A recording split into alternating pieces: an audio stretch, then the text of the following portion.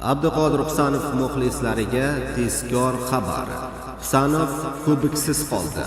Gvardiola Husanovning zaxirada o'tirishi unga yoqmasligini aytdi. Assalomu alaykum do'stlar. Bizni qo'llab-quvvatlayotganingiz uchun kerakli xabarlar jamoasi nomidan katta rahmat aytmoqchimiz. Ammo kanalimizning rivojlanishi va unda har doim sport haqidagi xabarlar to'xtovsiz chiqishi uchun uning video ostiga like tugmachasini bosib qo'yishni unutmang. Aziz do'stlar, like tugmachasini bosib qo'yish siz uchun bu 1 soniya vaqt xolos. Biz uchun esa katta motivatsiya. Marhamat, videoni tomosha qiling.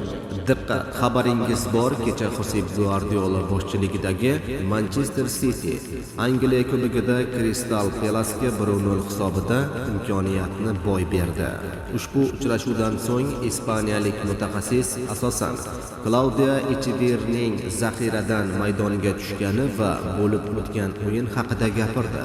Shu bilan birga zaxirada qolib ketayotgan hamyurtimiz Abduqodir Husanov va uning boshqa jamoadoshlari haqida ham qisqacha o'z fikrini bildirib o'rtoqlashdi. Claudio Echeverrining o'yinga qanday qo'shilgani haqida. To'g'risini aytganda, uning o'yin uslubi va imkoniyatlarini hisobga olgan holda bu yomon qaror emas edi. Uning kichik maydonda 3 ta imkoniyati bo'lgan edi. Men uni mashg'ulotlarda ko'rganim uchun shunday xulosaga keldim. Endi qarang, Abduqodir Husanov va Vitor Respor. Ular har doim tribuna oldida zaxirada 4-5 ta o'yin o'tkazishadi va bu menga yoqmaydi, deydi manchesterliklar mutaxassisi. Jamoa ustozi bo'lajak uchrashuvlar haqida ham qisqacha gapirdi.